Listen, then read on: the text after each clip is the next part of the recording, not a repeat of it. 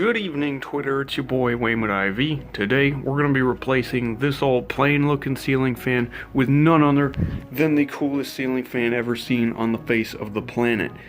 I'm going to be showing you every step of the way so you can do something like this by yourself in your own house for free. Here's all the tools we're going to need for this job. It's fairly simple, straightforward. And as always with working with anything electrical, your first step is going to be to turn off the power.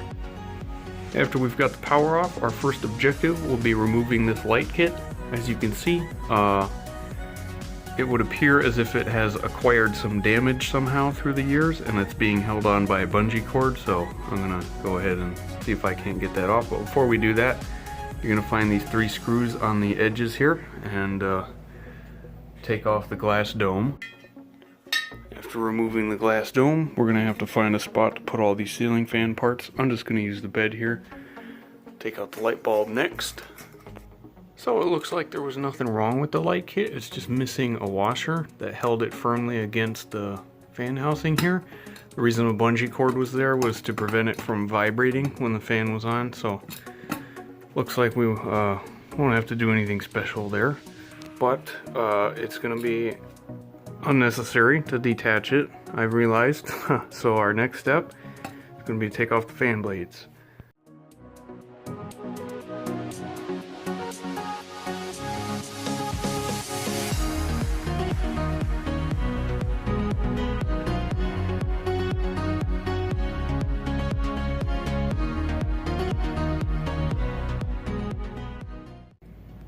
So I should mention, before you do this, it might be a good idea to wear a dust mask, because if this fan's been up here long enough, it's gonna have some dust on it. As you can see, my fingerprints there from holding the blades.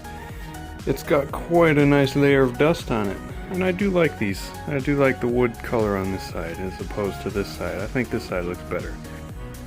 Anyway, our next step is going to be all the way up here at the very top.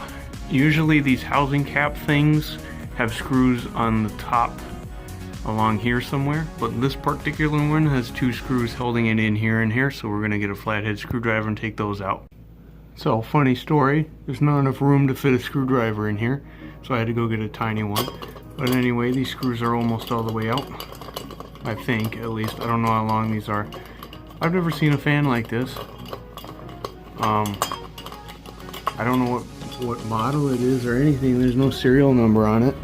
I just know that it's very bland and plain looking, so I'm gonna put up an awesome one. Anyway, this thing will eventually come all the way off there. As you can see, it's got incredibly long screws holding it in, so it's gonna be a while before I get those out. What we're after is the wires. So after about 6 weeks of unscrewing, I got them both out. This cover just sits down here, and we're going to double check that the power is off first and unscrew all of these wire caps. So once you've got all of the fan wires detached from the ceiling wires, we can go ahead and lift up the entire motor. Some of the older fans might be kind of heavy, so be careful, be prepared for the weight. Lift it up over the bracket just like that, and the whole thing comes down. So as you can see, there's no box up here. The wires just come out of the ceiling, and the bracket is bolted to the ceiling with these weird square-shaped screws, which is quite unusual. Usually there would just be regular Phillips or flathead screws holding the bracket in, but your next step is going to be to get this off the ceiling. So I had to go get myself these weird socket things in this kit here. Luckily I found one that fits, and luckily number 2, it fits in my screwdriver. So I'm going to go ahead and take those bolts out of the ceiling.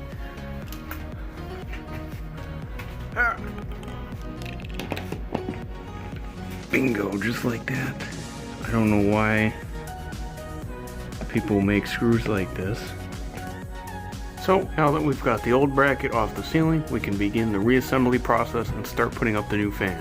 Now, if you bought a brand new fan from the store that comes in the box, it might come with bracket screws, but the only piece I like reusing from the old fan is the original bracket screws. So although they are unfortunately square shaped, which is annoying and inconvenient, I am going to reuse those same screws to put in the new bracket. Now, there are a couple of things to be aware of when installing a new bracket. these old screws might not have a head, this part, wide enough to go through here and hold this onto the ceiling. These ones do, but they are a bit wobbly, so I'm gonna go get some washers to hold that on there more firmly. Another thing that you're gonna wanna make sure of is make sure your ceiling is not vaulted like this.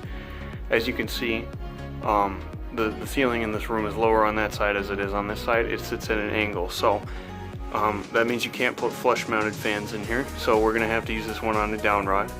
And when using a fan on a down rod, you want to make sure the opening of the bracket faces towards the highest point in the room. So we're gonna put it up there like this. Just make extra sure it's not like this, otherwise severe vibrations might make the fan fall out of the bracket, and that's obviously not good. So double check to make sure that the opening is facing upwards. Now, because I have literally the coolest fan on the entire planet, the bracket is super easy to install. As you can see, this side of it has a slide in, and the other side does not. So for the slide inside, you just maneuver it over the wires here, and then it slides right over the top of the bolt, and it'll hold it there to the ceiling while you go screw in the other bolt, so you don't have to awkwardly hold it there and screw in a bolt at the same time. Once you have the bracket attached to the ceiling, we're going to go and make sure, double check that it is on there very securely. You want to grab this and try to wiggle it and pull down on it a little bit, not with all of your body weight obviously.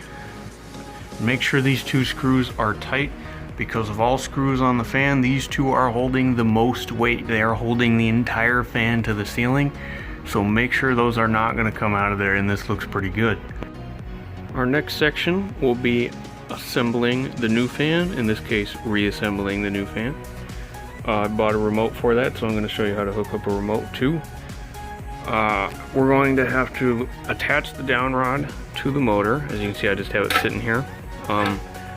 Run it through the wires, but not yet, because we got to put all this stuff on the down rod. I just have the down rod on it right now so I can show you what you're going to be doing, because with all this stuff on it, it's a bit hard to see.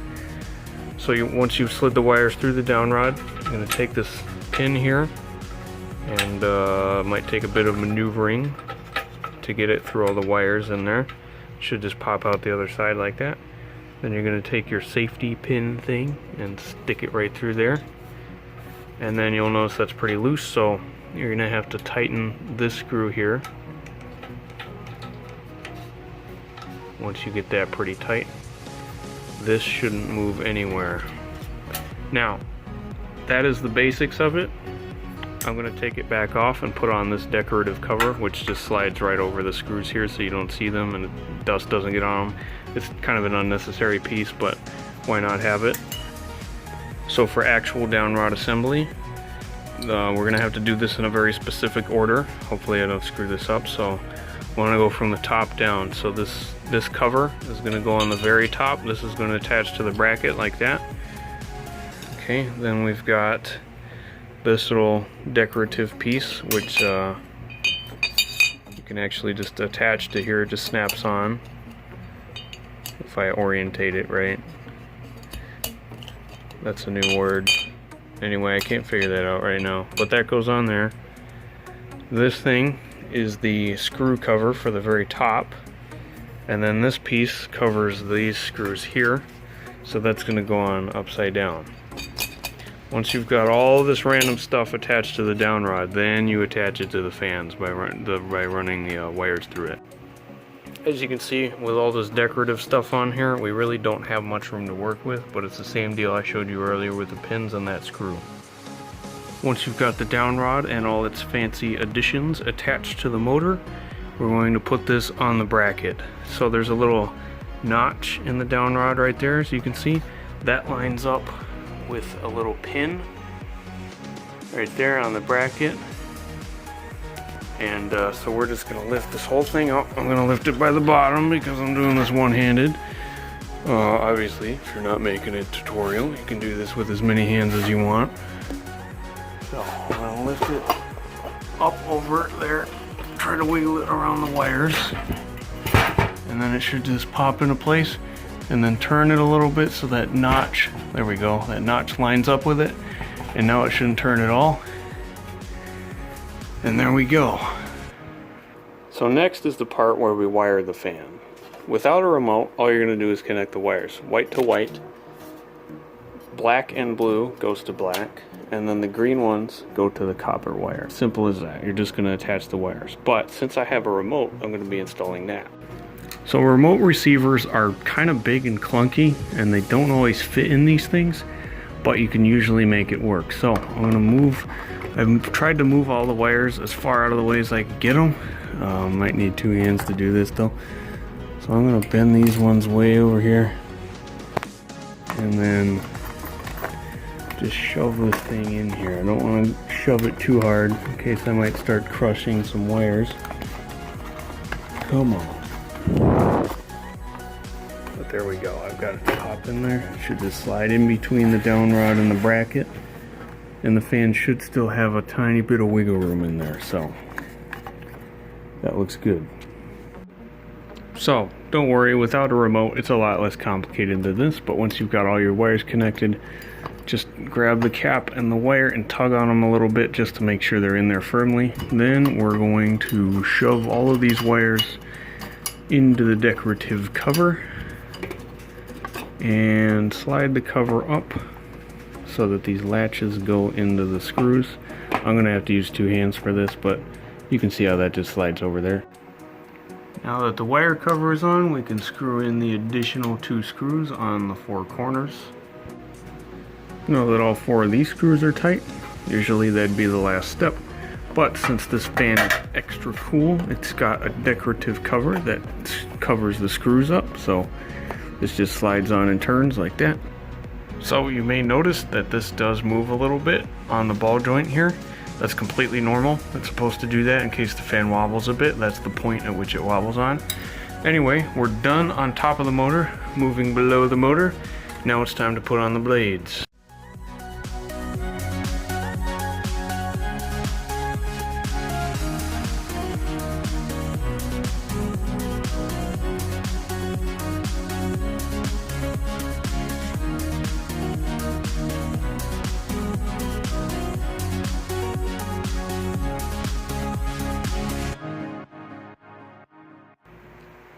The next step is installing the light kit, and that plug just slides into this one. And then there are 3 screws that hold this thing to the fan. Our next step is going to be installing these very expensive blue glass shades. They simply slide in and you tighten the 3 screws around them to hold them in. Now we can install the 4 light bulbs. And of course, don't forget the final touch with the pull chains. And after that, we are done. So you can go ahead and turn the power back on and go for a test. Here we go. And just like that, the fan operates brand new, except it's not a brand new fan, but it is still the coolest fan in the entire history of mankind. I might put some black lights in it. I know that looks cool. And yeah, simple as that.